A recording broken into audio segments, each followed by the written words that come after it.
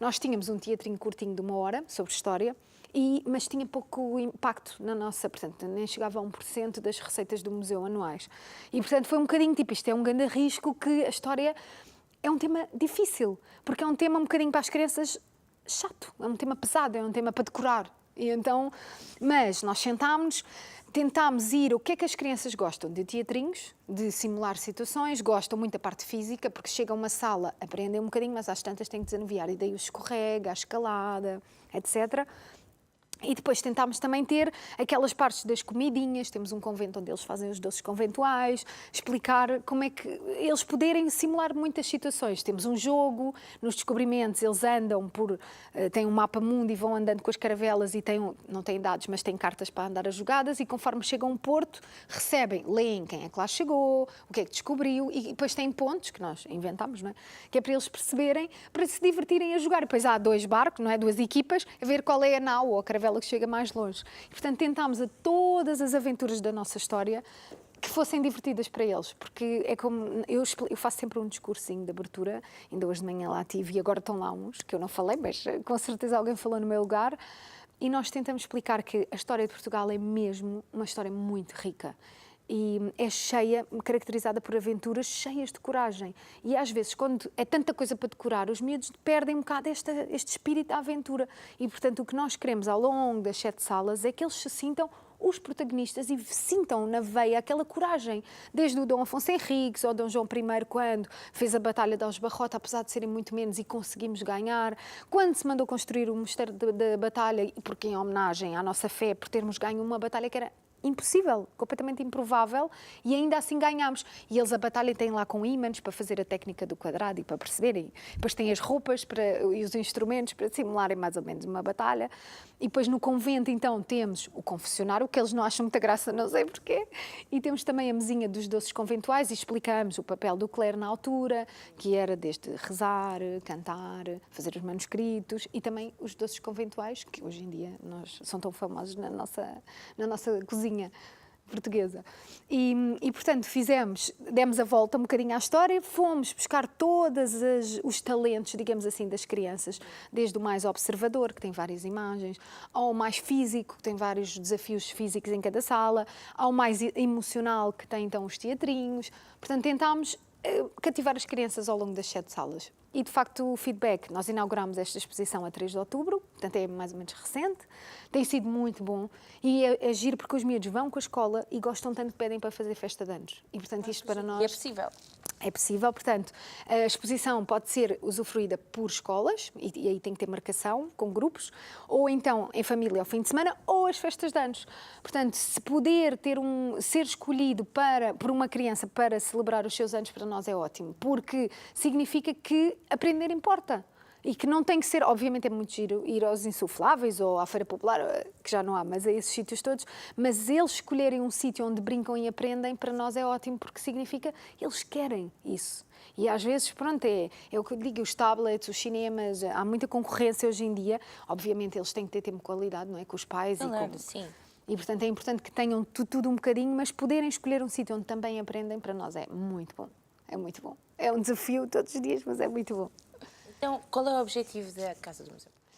Então, a nossa missão, que eu costumo dizer sempre, a missão do museu, é marcar o coração de cada criança em cada visita. Ou seja, o que para nós o maior impacto que temos é ser visitados por crianças que foram há 24 anos com 6 ou 5 aninhos, que hoje têm 30, e que dizem, eu nunca mais me esqueci. Isso é tão bom, porque significa que abordamos temas que são importantes para eles e que, de alguma maneira, combate as más notas na escola, combate o vício das internets, etc., em que eles estão ali muito fechados, porque dizem, não pai, hoje vamos passear ao Museu das Crianças, porque é giro, porque vamos todos juntos aprender.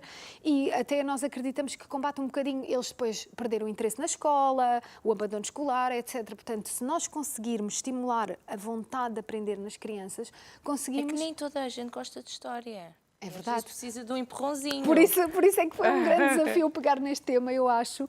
E por isso nós tentámos dar a volta e por isso o nome da exposição é A Minha Aventura pela História de Portugal.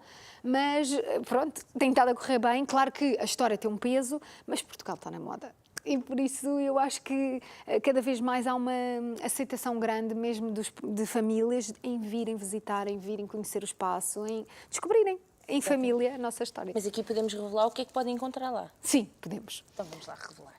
Então, Eu tenho uma ideia. a primeira coisa, não podia deixar de ser, é entrar pelo armário mágico. Portanto, nós temos um átrio bastante grande, onde fazemos sempre as boas-vindas às escolas, às famílias, é mais individualizado, e para entrar no armário mágico temos que fazer magia. É sempre assim. Portanto, nós dizemos... Armário mágico. Para viajar pela história de Portugal ou para viajar ao passado, obrigamos a esfregar as mãozinhas para fazer pós mágicos e a tirar os pozinhos para o ar e depois então estão preparados. Portanto, tem que começar. Eu acho que é muito uma gestão de expectativas. Quanto mais mágico for a experiência, mais marcados eles ficam. E às vezes tenho mães que dizem: ouça, ele não para de falar do armário mágico. O armário mágico é um labirinto com luz negra, portanto é divertido. Nós, nesta exposição, pusemos ao longo do labirinto várias imagens com dados importantes, portanto, em datas e imagens desde os dias de hoje, portanto, desde que ganhámos o Euro de futebol, etc., até ao primeiro rei. Portanto, a ideia é eles viajarem ali pelo tempo e depois chegam então à primeira sala. As nossas 7 salas estão por dinastias. A primeira tem um castelo medieval com escorrega, portanto é logo assim, para começar bem a visita. Uma grande entrada. Uma grande entrada. Depois tem um livro com a história do Dom Afonso Henriques, onde eles compõem, é um livro gigante em madeira e eles vão buscar as peças. E, portanto, contamos a história de maneira emocionante. Depois tem arco e flecha para atirar às muralhas do castelo, tem lá um acrílico grande e... Eu devo confessar, sou péssima a andar lá desde outubro, mas os miúdos adoram, porque é uma coisa gira e pronto, é mais uma atividade física. Tem uma parede que rei serei, portanto a ideia é explicar os da primeira dinastia, cada um que fez. Com uma imagem, claro, tem texto, mas também uma imagem importante, tipo, este tratou mais das leis, recuperou Portugal até ao Algarve, foi até ao Alentejo, até ao Algarve, plantou o pinhal de Leiria. Portanto, é para eles perceberem um bocadinho o que cada um fez e eles escolhem um com quem se identificam mais. Portanto, para explicar de uma maneira muito soft, as nossas imagens de todos os reis foram desenhadas por uma ilustradora infantil, porque quando pensámos em história, uma das coisas que eu achei é as imagens dos reis, obviamente os retratos que existem, ou pinturas, não são atraentes para as crianças Não. e então Um bocado assustador. eles ficam um bocado tipo intimidados. E então tentámos pedir a uma ilustradora que ponha de maneira mais querida, mais meiguinha. E então as imagens são todas, mesmo a história do Dom Afonso Henriques, eu acho que isso fica mais interessante para eles. Tentamos sempre também a ir buscar lendas ou histórias engraçadas de cada dinastia. Porquê? Porque isso cativa-os e são dados curiosos. Depois temos, na primeira sala ainda, a Sala do Trono, que eles adoram, onde explicamos que os nobres ou as pessoas que ajudavam o rei depois eram nomeados cavaleiros. Então fazemos a cerimónia, temos o trono, tocamos com uma espada no ombro e então são tornados cavaleiros. Eles adoram, é outra parte que eles gostam muito. E temos uma vitrinezinha com várias armas de ataque ao castelo, onde explicamos. Podiam pôr escadas e eles lançavam às vezes óleo a ferver por cima dos inimigos, arco e flecha, podiam vir a cavalo, tinham aquelas... cavalo, agora está-me a faltar o nome, do cavalo de Troia, não é? Portanto, aquelas estruturas em madeira onde eles iam lá dentro escondidos a tentar furar os muros.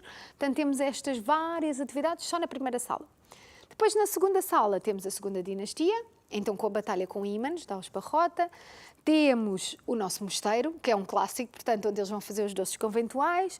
Depois, então, partimos para a descoberta e então temos um adamastor, que é uma estrutura em madeira muito grande, que tem várias texturas no interior e ele tem um ar, é preto e tem um ar assustador e eles têm que entrar lá dentro e sair do outro lado e nós explicamos que hoje em dia é difícil as crianças compreenderem que na altura não havia nenhum sistema de navegação, não é? Porque hoje em dia há tanta tecnologia. E nós explicamos, eles achavam que haviam gigantes que saíam do mar e que engoliam navios inteiros, e por isso é que os navios afundavam. E então temos lá o nosso adamastor para explicar que essas lendas, eles só comprovavam os que lá iam, não é? E ao princípio todos tinham muito medo. E portanto esta é a segunda sala.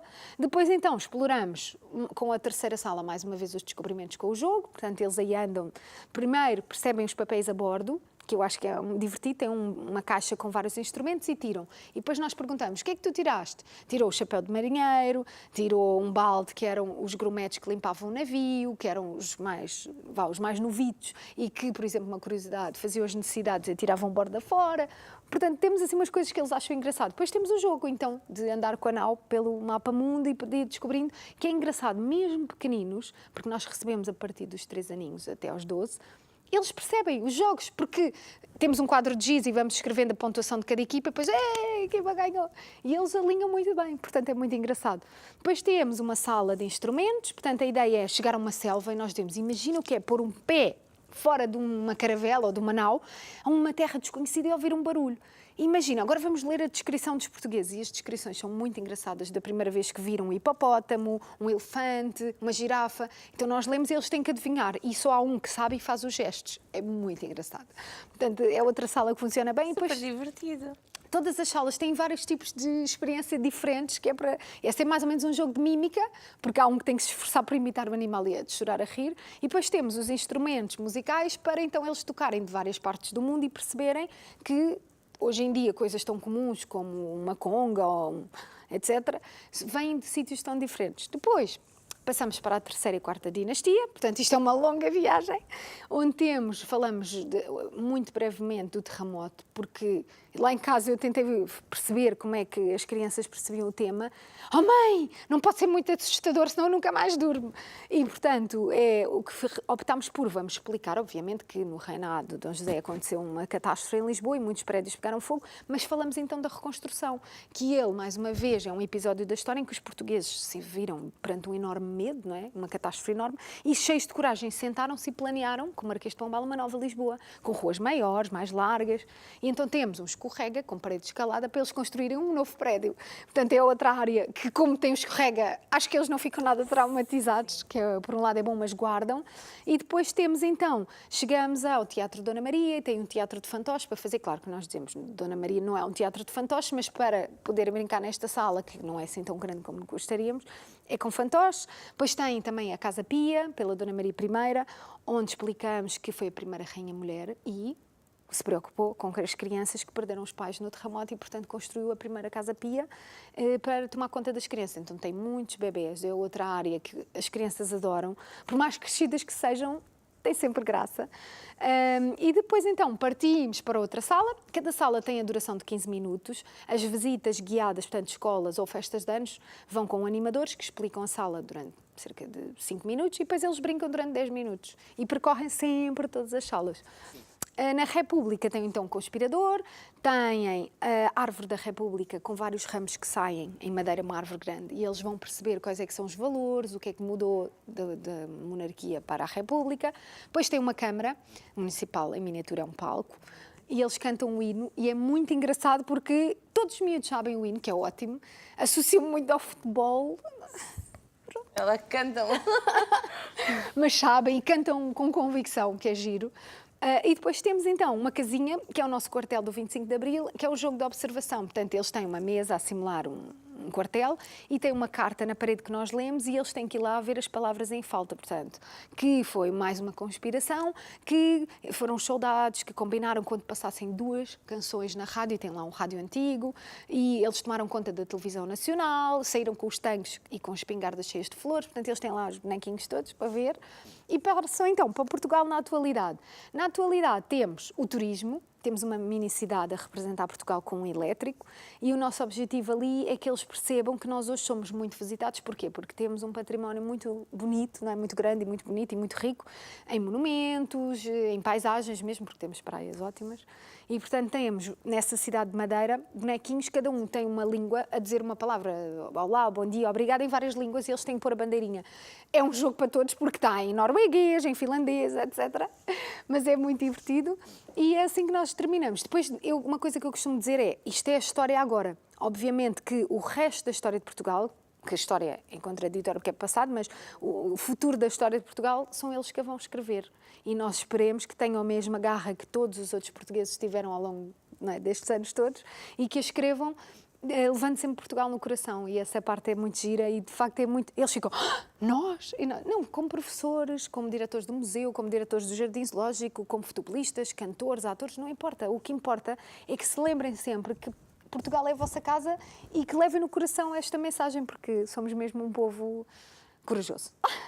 Uau!